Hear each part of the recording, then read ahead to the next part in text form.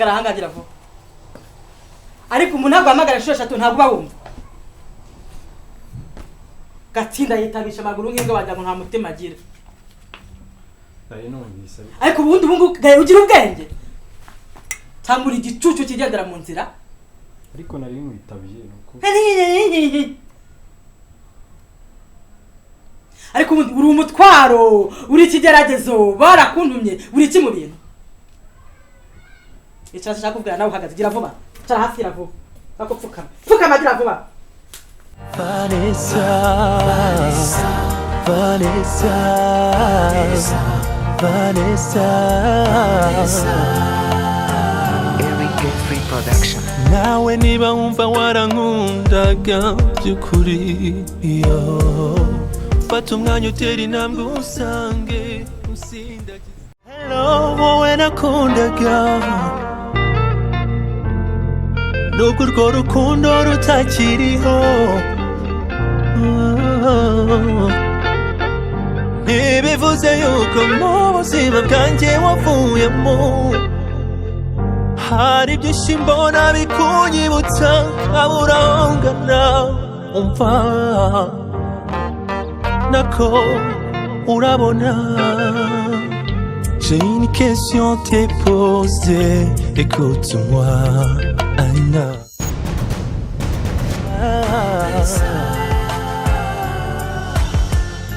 Vanessa Vanessa Gael Gael Gael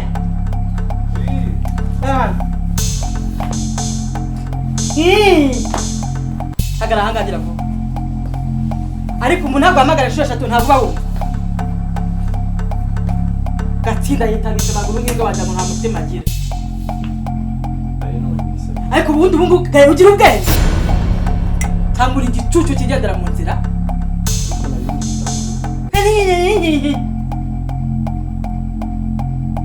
ariko uri umutwaro uri ikigeragezo barakuntumye uri iki mu bintu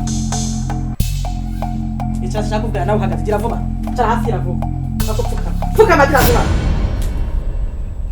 kureka nkubaza siko nanjye kugiramo ubwoba kwabigize kandi abantu hurunyaka buri munsi ubakoze iki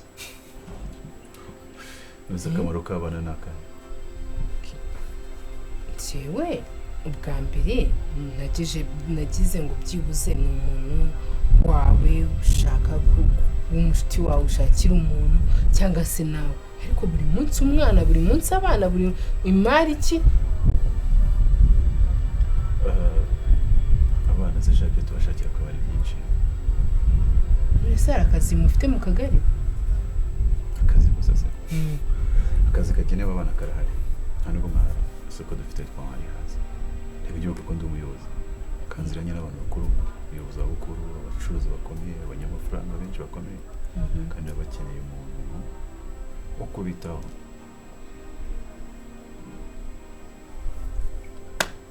ushaka ikintu usabwa ujya umbwira n'utwana tuzima kabisa tutarajegera ariko bari abantu bakunda utunyugwe gusa iyo basanze akantu karandangare kararangaye kabyumva kararangaye twese nzajya nungukira gusa akanyumvira wamburanye iki uretse kwijisha wamburanye iki koko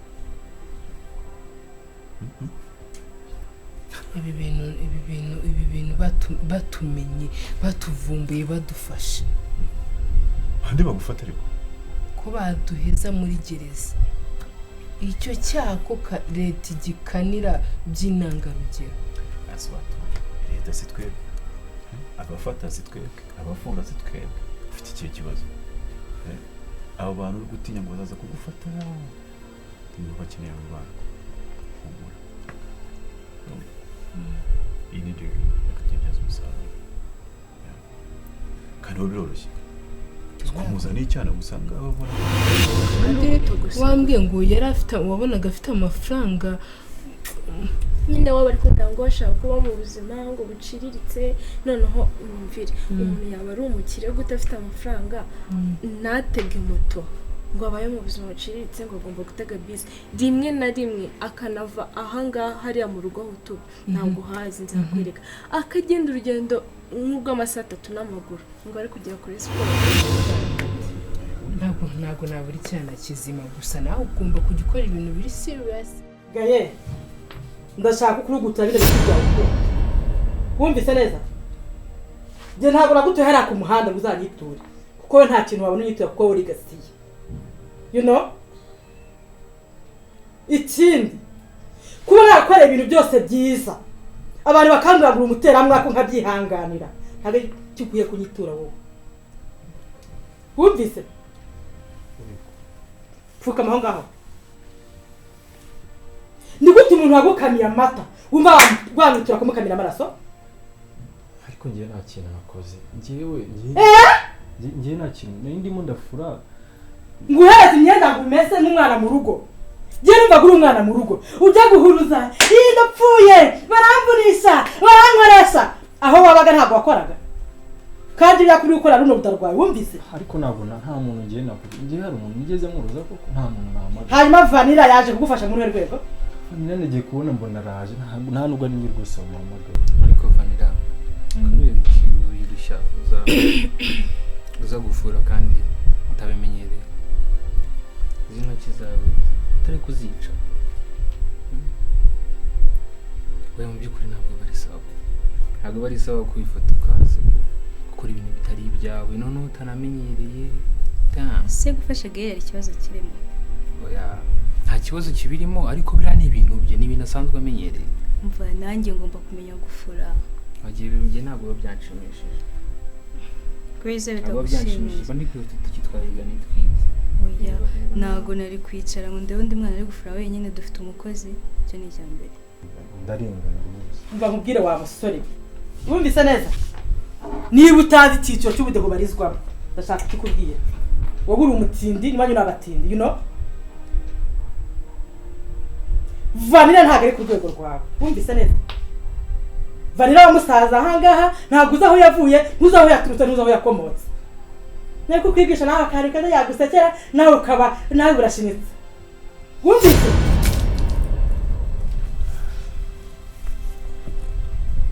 Kurugutura abatumve neza.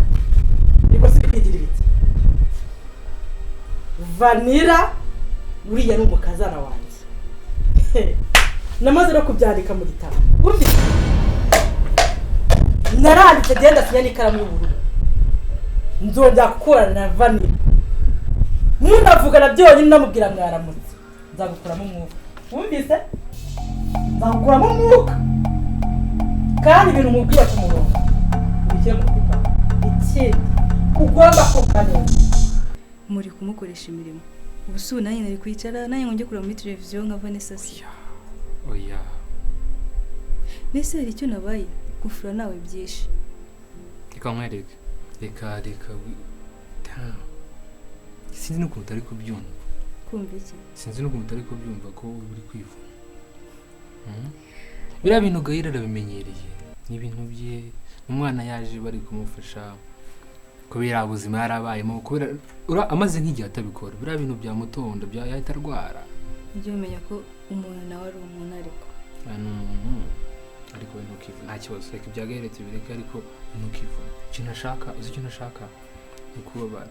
Nukuvunika nuko wirushya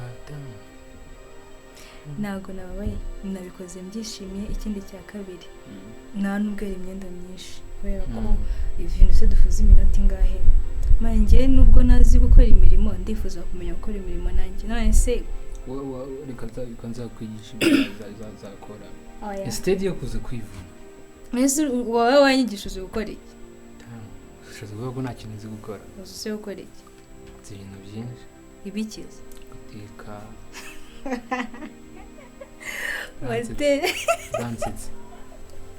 Watetse. Hano mu rugo njya nteka. Ubu ndabyuka mwese mukiryamye nkajya kodaringa umureti. Uzi wowe uzi guteka? Busore ko utarabikoze. Hano nta mukozi ngomba gutunga kandi uhari. Kose waburi ikintu byose. Umukozi agiye guca nawe usigaye gukora akazi kahangaha. Ndira ku gihe, umesera ku gihe, ibyo simbona ku gihe. Niba utabishoboye umuryango uratinguye watumuka. Ariko ngiye nta kintu nakoze. ibintu byose wambwira ni iki nakoze Gael winterimo ko numva urimo urambwira nabi ni iki sinzi ikintu urimo urambwira icyo nashaka kuvugana Vanilla we no munota uzojya kuvugana Vanilla mwese ubwo azajya mvugisha nange ko ziba aho gajya mucanga iki umva nkubwira kanyuma nigire mu nzu kuko ndatetse ndashiririza imbwa zanjye zifite irungu muri no minsi hari akamatera Vanessa yigaraga muri segonderi ndashaka kugenda ukazane ugasasa hariya usimara irungu ariko sina ngombwa yuko unasasa amatera ese ko zo zirara zihagaze zindinda urugo byo zifasha kurinda urugo ubwo nawe uri mbwa gatatu Seen a lot of change, been through a lot of pain. Some things. Sha reka njye kuvugana na mama njye gukora video kwa mu nzu mubwira ko business imeze. nta kibazo ariko nyine ntukirushye So don't worry about me, everything's fine.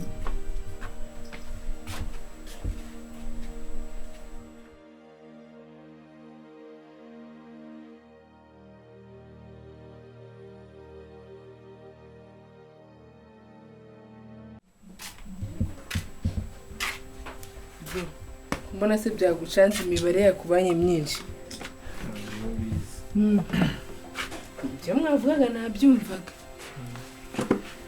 waretse imikino ugatereta uriya mwana ariko uzi n'ikimba ntakoze wabaye siriyasi ugatereta uriya mukobwa ukamwemeza nta kintu mba ntakoze nta kintu kibomba ntakoze ahubwo ikibazo kiba ntabwo bishoboka ko watereta umukobwa kurusha amafaranga kubera iki se utamutereta kubera iki kuri umusore mwiza reba utuntu tw'amafoto yatangiye gukunda ngo umujama ngo aje kumufasha wowe uri turabikubwira ukicara reba tubwizanye ukuri kazi ufite sikanaha hano umunyu w'ukwezi ibyo urabizi windeba nabi niko bimeze reba kari agahungu kari hano atangiye kujya ahora akavuga agatekereza ese ubundi ikibazo nibaza uyu mujama yaje gute uyu mupeti nguyu mama yamutoraguye mu muhanda ngo arwaye ntumbaze ibibazo murabizi ibintu murabizi gahunda wasanga ari n'umutekano murabizi ukuntu gahunda imeze ariko ugomba gukoresha uko ushoboye kandi ngiye muzatuma nkora amabara ariko rero mama akwiye kugira uko abigenza agatwara uriya muhungu akava hano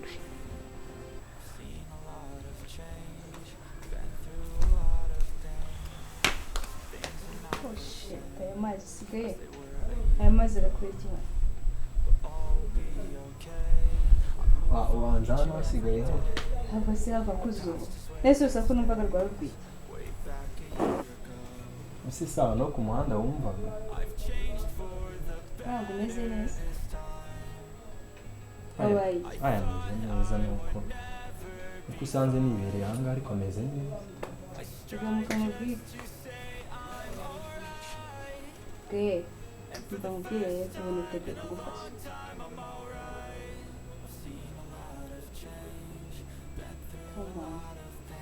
urabona twe tujya ku ishuri ingende niba niba neza tujya ku ishuri twagusiga hano usigara uri aho ngaho bagukoresha imirimo bagukoresha iki sinzi muri uru rugo sinzi ibyaho ariko ndashaka kujya ku ishuri pe urabona iyo wacikishije amashuri ndashaka guhindura ubuzima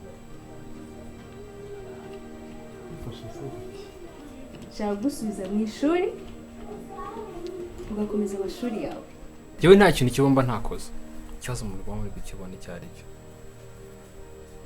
ese kankubwire wabwira mama akamutwara ahandi hantu agashaka ahandi hantu amujyana si byagufasha byo kabisa kuko wibuke uyu mukobwa ufite Gael we noneho buriya yabindiye mu mutwe nta mahoro araza areba ejo bari bari kumesanya muri saro Gael noneho yarambwiye ngo arashaka no kuzamufasha ayo mafaranga agiye kumumenamo yakabaye ari wowe ari kuyahereza kandi kubera ibi bintu sibona ko mwaba mumubwira ngo mvugishe ngo vanira muzatuma nkora ikintu kibi turapanga gahunda mukazana amafuti y'umuhungu hano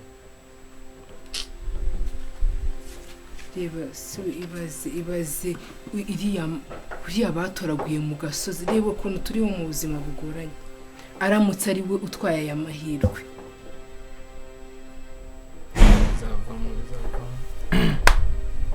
bizavamo ariko ikintu ubwira mama cyo icy'umuhungu ngiye kukwereka icyo dukora kandi bigakemuka shakana mutwara kuko uriya mukobwa yaramusaranye umuntu se yakomeza muri ubu buzima bikagenda gute n'amafaranga uhembwa ataha umuntu w'ukwezi murastressa asoya murambeshya yewe ngiye gahita nsubiza mu ishuri cyangwa gusubiza mu ishuri ukajya kwiga ukanyishyurira nta kwishyurira ukajya kwiga na mama kuyishyura ibyo byamunaniye birirwa banyirukana ukansubira ku ishuri niga ngewe cyangwa guhindura ubuzima hahandi uzabya ugasanga wabaye umukire umeze neza ugenda mu modoka nziza ufite akazi keza iwanyu ba bandi bagusuzuguye bagasigara baza bagupfukamira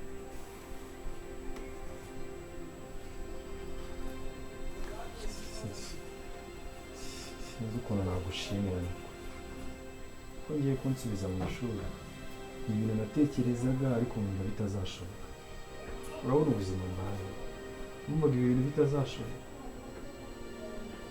byashobotse oya iwacu dufite amafaranga dufite ama business wacu bansigiye wowe nyemerera sibyo ndaguheza business imwe iraningi urumva izagufasha kugira ngo n'ahazaza muri university nawe uzishyure kandi I believe in you kandi urabikora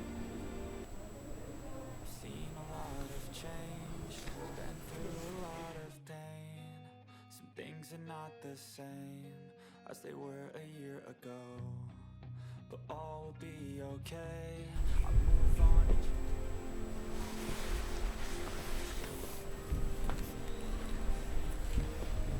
Savanira nyine ntabwo mfite ikintu navuga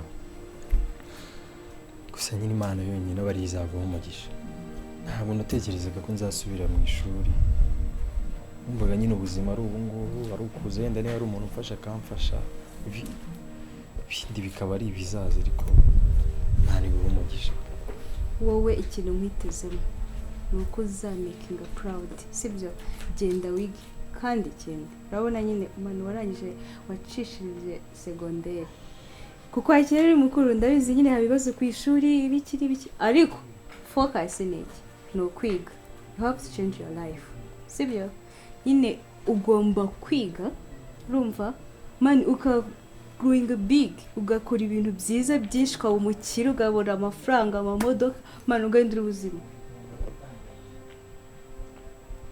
sibyo icyizere ngo haye ntuzagite nukuri urakoze kandi Imana iguhe umugisha thank you too nayo mfitanye inama n'abantu banjye n'abashoramari banjye so reka njye muri iyo nama turaza gusubira ubitekerezaho kandi make me proud sante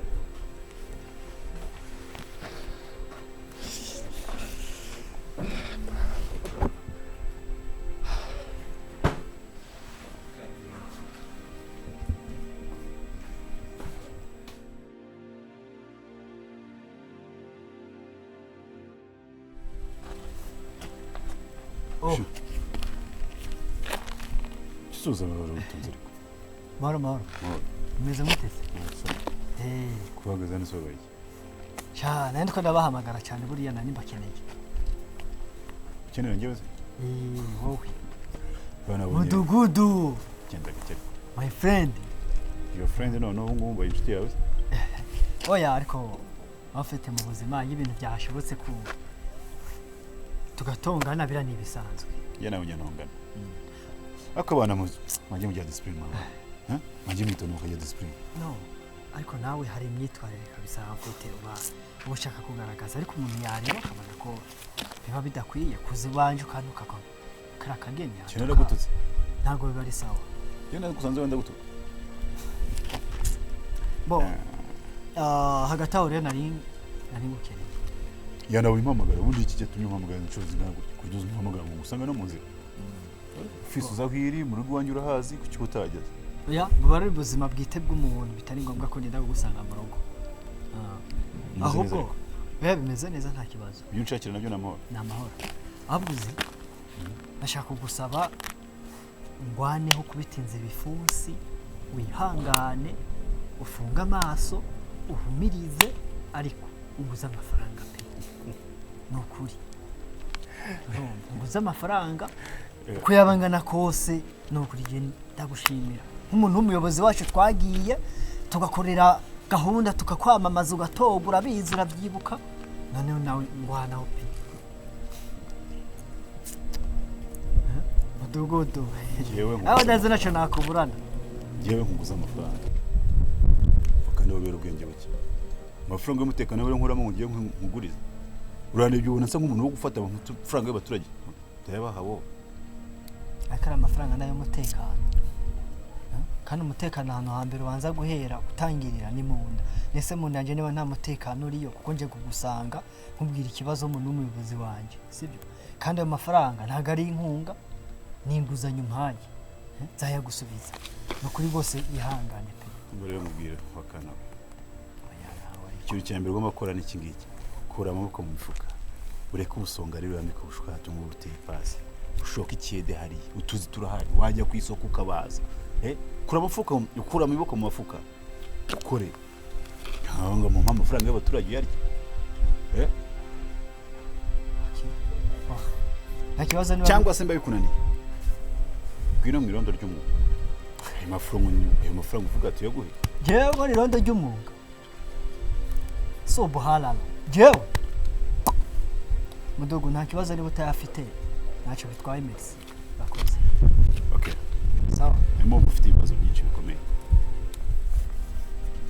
akaye nta mafaranga afite ariko nk'ejo cyangwa ejo bundi nakureba cyane ko uzabukoze pe nagutiza make okay bakoze ariko nuko gutiza si ukuguha oye nta nubwo ari ukungabira kandi inama nakugira uyumve kura amaboko mu mifuka oye ibyo nta kibazo shoka igishango hinge nta kibazo nukuri warukomeje hano yeee ashijya ntawe nyaca hamwe nawe komeza iyo nange kambere sawa nta kibazo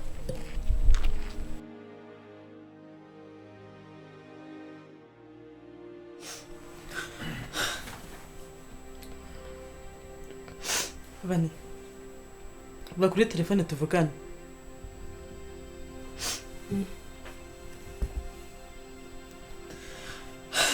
mabaye ikikurira vane uzi ko twikururiye ikishi muri runo rugo bigenze bite uzi ko nizaniye umuvumo ntabizi bigenze gute mama njye kibaye gitumurira mfa gayarangeza aha ngaha gayara ndi kumureba nkumva bishoboka namushyira nko mu cyobo nkamuzikamo neza ku buryo nta n'umuntu umenya ko arimo yakoze iki se bigenze bite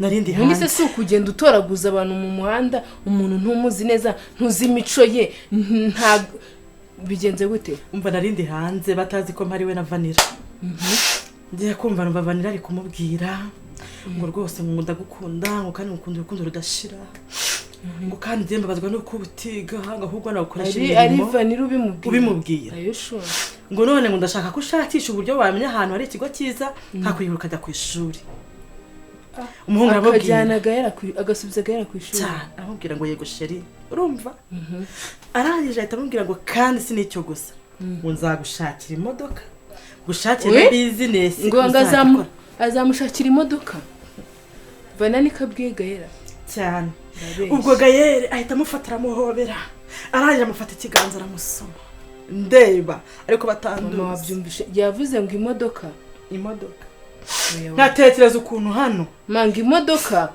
business yagira guhomba kirigwa gitekera muri mutima wacyo nta kintu na kimwe Vanilla ntiyagwa n'umuro muri runo rugo ariko gutekereza kugurira imbobo imodoka akajyana no mu ishuri mama ngiki ngaravuze ngo azamuha iki imodoka amujyana no ku ishuri none nkatekereza cya gicucu ngo ni kiri nta kintu na kimwe nakoze ngo mubwire agiye kumutwara da aramutwara da ngagiye kumugurira imodoka Vanilla cyangwa araruza tumujina nk'uwanyegerezaga yera ubu ngubu namuniga wamwirukanye Vanilla ntabwo byoroshye gute se umwirukanye tukiba telefoni ya Vanilla tukayijugunya yazakura he nimero ze bikarangira wamwirukanye akava muri uru aho ntabwo njye kwa dushyizemo none turabigeza akantu kari mu bwenge kandi gafatika nshaka kubabaza Gael ku buryo azajya no mu nzira akavuga ati nabonye umuntu none nimba batangiye kutwibeta azamuturukana bagenda handi hantu kure tutazi ahubwo bakamusezire ntiba telefone ya Vanilla mana ya nimero za Gael se yazazikuraye ubundi uriya nturira yikuriraga iki ku muhanda iyo mureka kwitwa n'agasani bize ngazamugurira imodoka kuvugishije ukuri ubwo nyine ngucire mu mayange yaramubwiraga ngo afite amazu ngo giye ngo afite amafaranga ngo arajojoba ngo amadolari nyine umukobwa yamubwiye umuhungu nawe atega amatwi kuva nawe bura ntaruzwe reba kuna bamuri mu rugo nta kodesha ntajya gufasha byibuze ngo agwe n'amafaranga make yo kwishyura inzu ariko abonye irama yibobo ngo agomba kujyana ku ishuri buni sabizwe kuri atari umuteka mutwe erega Gael afite ukuntu nyine yigira ngo umuhungu mwiza none hiriya nzobe mana wamumena nka side Gael Vane mbabarungira inama nk'umukobwa wanjye uziki rero kino nakora sindi umukobwa wawe naragukunda cyane ntusunyizera ndakwizera kugira ngo Gael na Vanilla bigende kuriya mangiye gukora ikintu kirahita gitandukanya Gael na Vanilla nta kundi kuntu bazongera kubonana mu buzima bwabo Vanessa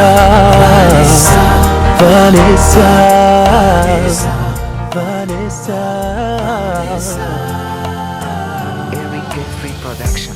nawe niba wumva warankundaga by'ukuri yo fata umwanya utera intambwe usange usindagize hoya dale mukuri ntago ufite nta ubuzima amakosa yanjye yose ndayemera